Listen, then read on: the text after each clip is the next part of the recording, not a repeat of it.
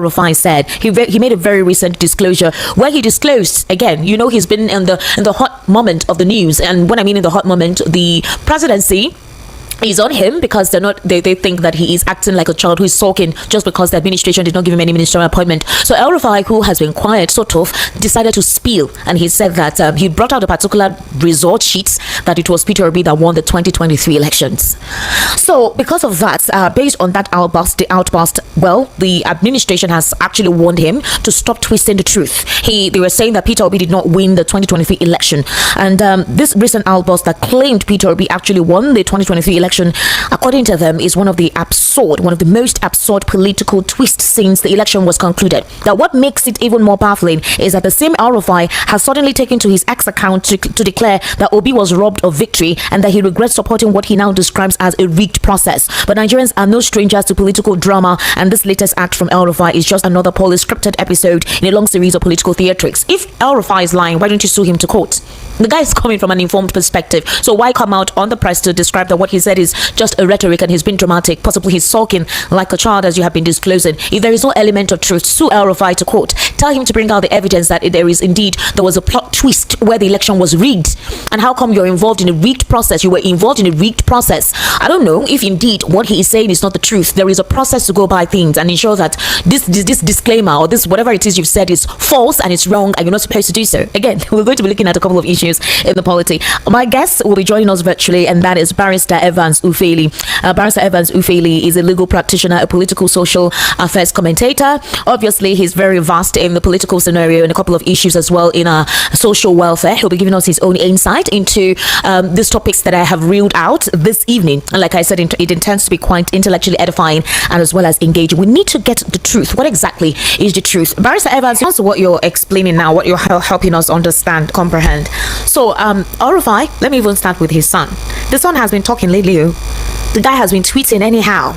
And a couple of persons are like, okay, calm down, guy. We already know your dad is no longer in the APC and you're trying to throw your support with the coalition. I think 2 or 3 days ago, he actually affirmed that Peter Obi would do the needful, and he believes Peter Obi can do the needful if he has a strong northern candidate. That before 12 noon, or before the president's wife is done with the president's breakfast, that Peter Obi would win.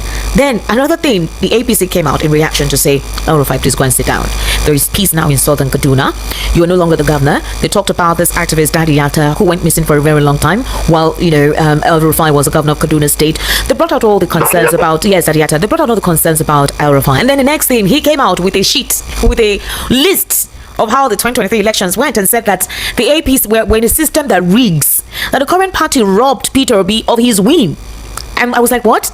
He brought out a list.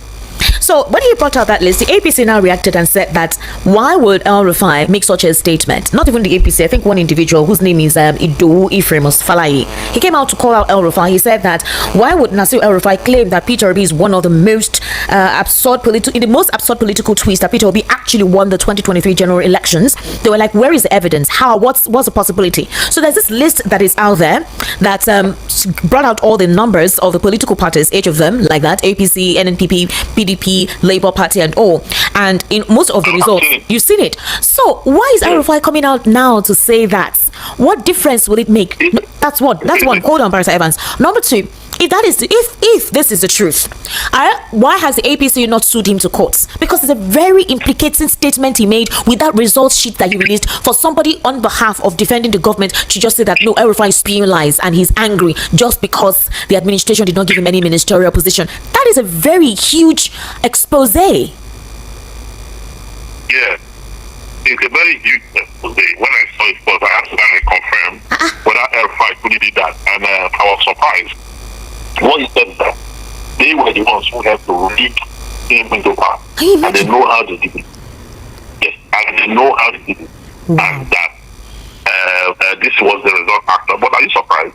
I mean, I said that when we were doing the analysis that Peter Obi was played out of the game of politics. So I said it then.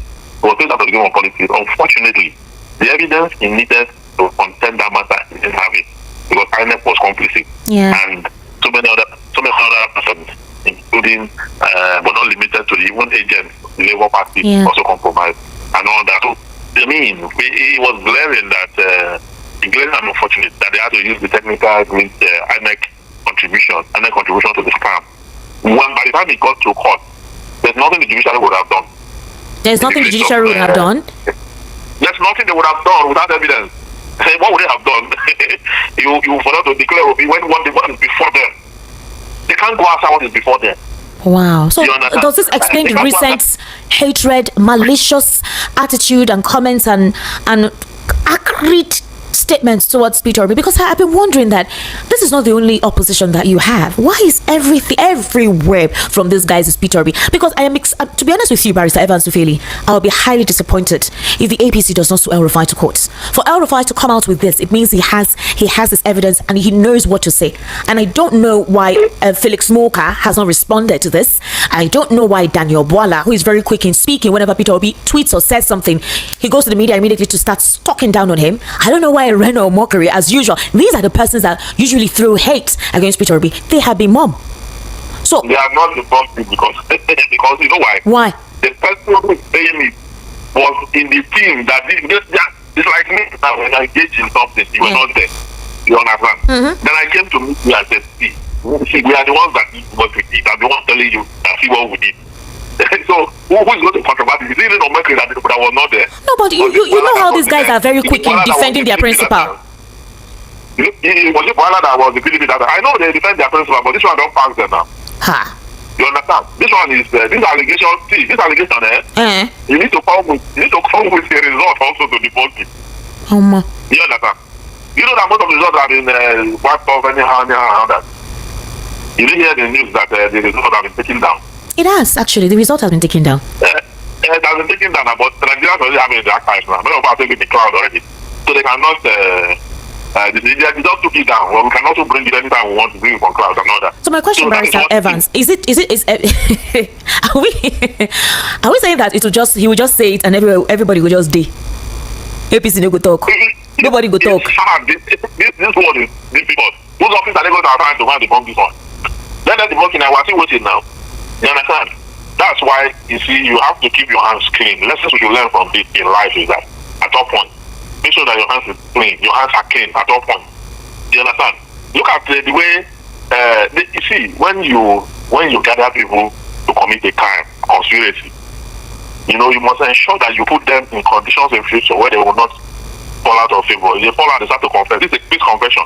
And if it's in a good country that things work, RUFAI is supposed to have been arrested by now. Exactly, that's what I'm saying. This kind of allegation, this confession you made, to make further confession so that we'll revisit that result, we'll revisit the 2023 election and the outcome. That's how countries become great. When we revisit things. Okay, somebody will say, but no, there's already a proclamation and all that. Even though there's a proclamation, we will visit it for the purpose of correcting the errors of the past. Not necessarily to take the president away, but to correct whatever wrong that went down. You know, a lot of persons, so many persons that have privileged information, we're saying this thing.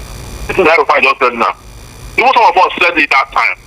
But it was, a lot of people knew that, but see, we didn't have the kind of evidence that RUFAI have. Barrister Evans Ufeli, I wouldn't lie to you, I am gobsmacked. I'm trying to imagine this kind of revelation in a country like the United States or even in the UK, and somebody exposes what they did. The DSS has not taken this person in. Do you know what it is to rob people of their right, their choice? Do you understand? Do you understand what this implies, Barrister Evans Ufeli? In a sane climate that the law works, this man came out to make this huge allegation, brought out a list, and he was brazen, meaning that he knows what he's talking about. And everywhere is quiet. You disenfranchise, if indeed what he's saying is the truth. It means that INEC as an institution, in cahoots with some political bureaucrats, disenfranchise the people. You disenfranchise the people by not giving them what they want. It's almost like it's a military democracy sort of. You have a facade of a democracy, but you at the end of the day, you don't have a choice. Your president has been selected for you. There is just a facade of a process of an election. We wouldn't give you what you demand. And then you brought out such a statement, you brought out a result, and that man has not been apprehended. Like again, I've been wondering, what is this fear? Because I don't know how any other individual from any other ethnic group would have been kept in their houses after this I'm still wondering. The president has some principles, and he believes that the president fought for democracy based on his dealings with Nadeko. I don't understand how this has not gotten to his table and nothing has been done. And I don't think that El Rufai or any other political elite in the presidency is above the law if there is anything that they have implicated themselves in. So why has DSS not called him to say, okay, please stop mentioning the names of persons that you guys were in cahoot of doing this? Bring them out, call them out, do your investigation. Don't put it on that carpet. With DSS. DSS is an institution that is created to provide security for the presidency and the president. That's what DSS means, secret police. That's what it means. That's why we're the season of shame. Okay, we're jumping the gun, just relax. This is the season of shame. And you think El Rufai's son doesn't know what he's saying? He's been talking lately too much. When he said that the Peter Obi gets a song candidate on the day of election before 12 o'clock, Obi would have won. You think he didn't know what he's saying? That's actually what happened in the last election. Before 12 o'clock, Obi had won already. That's what happened. So on the second day now, technical glitch now happened. And if you notice, it happened so early in the day. And before you know it, everything was turned upside down. You understand? Because the financial muscle was there. The president had so much resources to contend with whatever it is that was going to happen. And so they worked their way through. Nigerians were left in utter distress. Not many people celebrated this win. Because people knew in their heart of hearts that this thing didn't go well at all. You understand? So to avoid that the next election, El Rufai is bent on making his point. You understand? That's why I don't even want him to be arrested or prosecuted or whatsoever. This time around, he wants to prove it. But he already has a case in court, actually. You know, with exactly. So he's already dealing with a case in court. I know he has a case in court. I know about it. You understand? But this time around, he wants to prove something. He wants to prove it to Nigerians that truly is what I'm talking about. So it's not left for Peter Obi, the coalition, all of them. So put their heads together. You know, come up with a proper resolution as to the political party Obi is going to. Then all other candidates, so that the outing for the next election is going to be a very tough one. Yeah. Especially when those who knew how they worked their way through victory before are now in the opposition. To go back to that road, they can send them on that road where they walk through the victory, the back door. So if they are going to pass through that back door, they are going to meet these people there. So that is the kind of thing we're going to see in this election. But the coalition, so the coalition seem to still have their own internal issues, from the leadership to deciding how they want to go about what they're going about with the persons involved. Okay, so you have the articulated, you have the obedience. We're not seeing that synergy amongst them, right, in the coalition. So there's still a crack in the coalition. I think a couple of persons still don't trust the coalition yet because of all of the skirmishes that they're involved in. You know, that unison is not there. Like when the CPC and the ACN came together and merged as the APC, they became a very strong coalition, and as an opposition, that unison is not being experienced in the ADC. Yeah, so when you talk about coalition, you are supposed to have what you call absolutism. Okay. If you notice when Buhari CPC and Tinubu ACN and all the other political parties came together to form APC, there was absolutism. They did not do primaries to say, let us now do primaries. They chose a consensus candidate. Even though they did something like just to fulfill the law. You understand? Just to make sure that they right track of law. They did what you call a primary, but all of the had already voted for. But you understand? And just to fulfill the law. But at that time, the Electoral Act had not introduced the means through which parties can emerge. You know, today it was introduced in 2020, where you can have consensus candidate, you can have primary, you can have all that, wherein other people will stand that they are consenting to. You understand? Now, if you must succeed, if APC must succeed, they must get to that point where they will build absolutism. Because I listened to David Mark saying nobody will give him preferential treatment. That's wrong. You must, if you are saying you are doing coalition because you want to take over power, you must have one mind. You must have. You don't have to start to compete against yourself. Yeah. When you have a big enemy to compete against. You understand me? Yeah. So they are supposed to create what they call absolutism. Pick one person, get a what do you call it, a popular person, and a running mate. Forget about your differences. Don't worry. If the target is you want to take Tinubu out, don't worry about any other interest. Pick that one person. Pick this from south and north. Yeah. You understand? Go to the polls like that. Anything that will get them to go to primaries, they will lose this thing. They will not be able to. Yes, now because the truth is that if they are going to do primaries, that means Atiku is going to emerge. You understand? With the way things are currently with the ADC now. Yes, ma'am, yes. That is. And the people have the electoral value to compare with a Tinubu. And even if he has the electoral value, after he wins Jennifer, does he have the strength to lead at that age?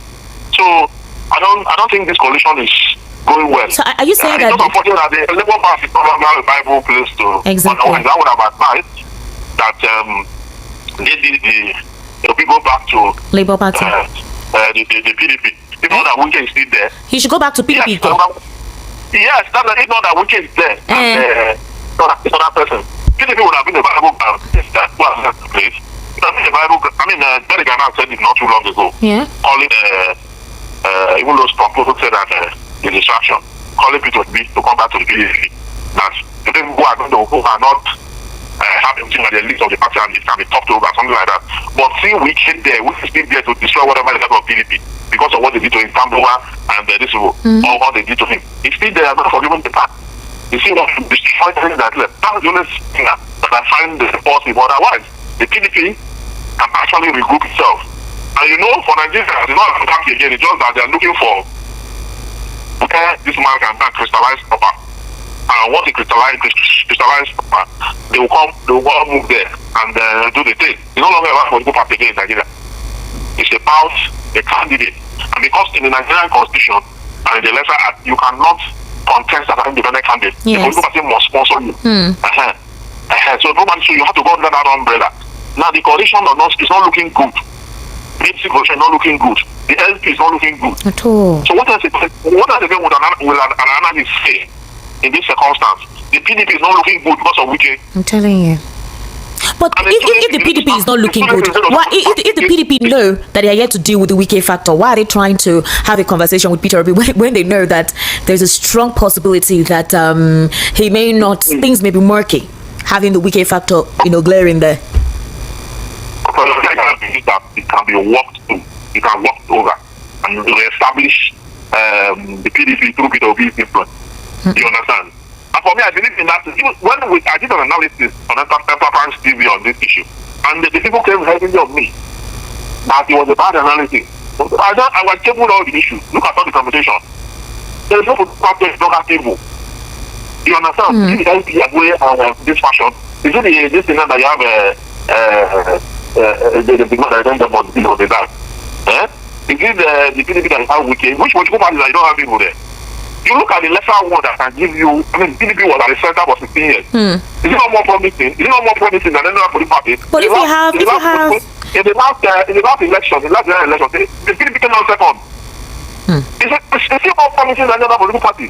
Then when you have a candidate that have huge support like Tinubu, what are we doing? But wait, Barrister Evans Sufiri, you said in the last election PDP came out second. El Rufai is telling us that they robbed Peter Obi. In other words, if not Peter Obi, if not Peter Obi win, no be PDP way officially come. Maybe not PDP come second shot as per based on what El Rufai they talk. We're just using the official whatever now, the official. That's what I'm using to do the analysis. I'm just using the template. Because when I believe that result of when they came out that Obi got 6 million votes. No. Until today, I know tell us say na error HTTP code. Is it na code 11 na be code 404? I say from room 404 to code 404. I was like, how? Until today, I know tell us what happened to Glitcho. They no tell us, especially for that presidential one. And I think that what is basically what is a dent on the Mahmoud Yakub leadership of INEC. So if it's according to what we're coming from what El Rufai is saying, who is not anybody that is saying, now only El Rufai know the thing we do. It's not left for the Nigerian security agencies for this kind of confession. If they keep quiet, if they could pick somebody on social media that put the president in a state of coma with AI, and DSS not do what they're supposed to do to say, "Oh, start confessing." Who are these people? And let Nigerians know. This kind of thing, they will not talk, they'll bury it. So, if according to what El Rufai is disclosing now, How do we now trust INEC as an institution ahead of 2027? INEC as an institution should be monitored by Nigeria. Should be what? Should be monitored. Should be monitored. Should be monitored by Nigeria. Yes, because most times we don't monitor INEC. We don't. The INEC can change the goalpost at any time. So Nigeria need to man that goalpost. Not enough people around it to ensure that they are not able to reach it. You understand? Because if Nigeria don't do that, INEC have a tendency to always want to slope into the hands of the incumbents. You understand? Okay. The only time we the INEC not to be able to do that was when Jonathan did the proper electoral reform. That was in 2015. Yes, against, because Tinubu now don't want to go there. Because if this thing go by merit, he's going to lose. Jonathan's time, he didn't mind. You understand? He built upon what they met. You understand? And at the end of the day, what he built edged him out. You understand? Because Nigeria is bigger than any individual. That was his policy. But on the Tinubu, is a Tinubu willing to give us an electoral reform that have the capacity or tendency to edge him out? That's the question. Okay, but Barry, we all know all this before, that it will come out, but it's unfortunately that it's coming out this early. Now, let me start by saying, this lady said, can we trust INEC? How do we trust INEC? You do not have to trust INEC because INEC is not trusted. You have to fight them. You have to fight INEC. That is the major thing. Tinubu did not trust INEC. He fought INEC and fought his way through, get into the office, get what he wanted. That's it. You don't have to trust INEC. You have to fight INEC. That's number one. See, what El Rufai is saying, for me, I am not doubting if it is true or not. El Rufai is saying, for me, personal opinion, El Rufai is saying the truth 100%. Because if you, just like you said, if you read his son tweet for a couple of days now, his son has been trending, you understand that what a father is saying. Before, I said a video before, when El Rufai's son speaks, it will look as if his father is the one speaking, or his father has him to go and tweet. That kind of tweet. Do you understand? That's it. When El Rufai, what El Rufai said is true. You and I know this before, that Peter Obi won that election. But it was unfortunately that they stole the mandate. And El Rufai is telling you now what El Rufai is. El Rufai know 80% in what went in Tinubu's government and in Tinubu's election that time. El Rufai was part of it. 100% part of that campaign. El Rufai knew everything, what went wrong, how they were able to win. It's not by voting. INEC, El Rufai was part of the negotiation with the INEC. Do you understand? So El Rufai is telling you this. Believe in El Rufai. Is telling you the truth. See, I'll tell you something. When El Rufai said there is no pathway for Tinubu in 2027, you think he doesn't know what he's saying. El Rufai know by voting Tinubu does not come close. When he now said there is no pathway for Tinubu in 2027, he knows the road that Tinubu is going, where Tinubu is going to, INEC, all the planning, they already know. So that's where they have issues. They'll set a boundary. You cannot cross this time. You cannot cross this time. Now it will be shocking to you. How did El Rufai get this result that he's showing now, that Peter Obi won the election? How did he get it? Because he was part of this negotiation with INEC. He knows what went on. This is what I've told you before. INEC is Hausa. They will speak Hausa with INEC. So for me, I still believe that the way they disappoint Peter Obi 2022, they rig him out, is the same way they are going to disappoint Tinubu. Take it or leave it. That's the same way. The only thing you want is let these coalitions get serious and give the ticket to a serious candidate as well. Forget about Tinubu. Nigerians are not the campaign. Forget about these people decamping to APC. They will rig him out. It's the same thing. They will rig him out. They will rig him out. INEC say he's not happy. What happened now? Another thing that I'm thinking now is, I'm not doubting if Tinubu is going to lose election in 2027. He will lose election. But Tinubu, with his stubbornness, arrogant, with his behavior, attitude, if another person wins this election, is not going to let the country, it will make the country ungovernable for the person. Not the person not to get the person not to get success, not the administration not to have been successful. That just like they did to Jonathan at that time, when one of the northern persons said they are going to make this government ungovernable for you, and which they did that before you know, Chibok girls. So that's what I'm just saying. If Tinubu will surely lose the election in 2027, but Tinubu with his stubbornness is not going to let the person who is coming as a president to govern this country successfully. Tinubu is going to unleash his anger on the persons. That is when you keep on, that's where you hear something like insecurity here and there, so that they will berate the person who is the president. Is it not the one you say you have solution to the problem? Meanwhile, that one is just Tinubu. He want to frustrate his enemy. Do you understand? That's the only thing. Other than that, Tinubu does not come close in 2027. RUFAI say he does not have a pathway to winning the election. He already have this 95, 91 disapproval rate. So is it you that want to vote for him? Who is going to vote for Tinubu? Who? So RUFAI know what he's saying. He knows. He was part of the system. He was part of the campaign. RUFAI did major work. Now, you see, this man said, as a criminal, you can never be too smart not to leave a trace for investigating team to follow. You must leave a trace for that investigating team to trace you. Do you understand? You can never be too smart. That's what Tinubu did. This man said, as a group, you form a group, right? You form a 419 group. You and your group, you must do everything possible to make sure they are on your side, never to fall out of agreement. Other than if they fall out of agreement, they are going to expose you. Is what happened to Tinubu now, because he's not smart. He is not smart enough. That's why he let El-Rufai out of this government. Why would you say El-Rufai he was called for screening? His screening didn't go through. How? Arab nonsense. You see El-Rufai that is even, I think he's doing his PhD. El-Rufai have all the qualifications. I think he have results.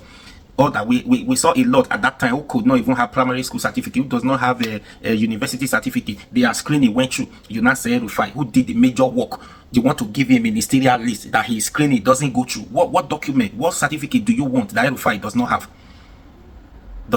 This is a problem, because God knows that Tinubu is a problem to this country, and God do not want him to continue in 2027. That's the reason why he had this problem with El-Rufai from the beginning, because affliction will not read for the second time. Now, if not that El-Rufai fell out of this government, nobody would have been talking of coalition. El-Rufai is the one who started this coalition issue, bringing all of them together, because he knows. Do you understand? So the only problem is, let them get serious and give tickets to a serious candidate. Let all of them support the person. You don't have to trust INEC. You have to fight INEC. All those people are the actor. They are political actor in the north, or the region. They know how it works. Do you understand? So when they speak, tells you that don't worry, INEC, don't worry, Tinubu, they know what they are saying. They already know that it's not by voting. It does not work. Voting does not work. It does not work for Tinubu 2023. So I told you before, everybody knows that Peter Obi won that election. It's unfortunate. Now you stole the mandate. What are you doing with the mandate? You are borrowing money with the mandate. Do you understand? It's just using this mandate to borrow money. It's not for you. It does not belong to you. You can't make use of it. You can't make good use of it. We are only suffering Nigerians, not you. Do you understand? So that's a problem. Somebody, you see, now or later, I've said it before, somebody will write a book about 2023 presidential election, how Peter Obi won the election, how they rigged Peter Obi out of that election, that Peter Obi won the election. Don't worry, a book will come outside very soon. Anyways, what do you think? Please share this about this revelation. Do you agree with El-Rufai or you disagree? Please leave your comment, share this video, and subscribe for more.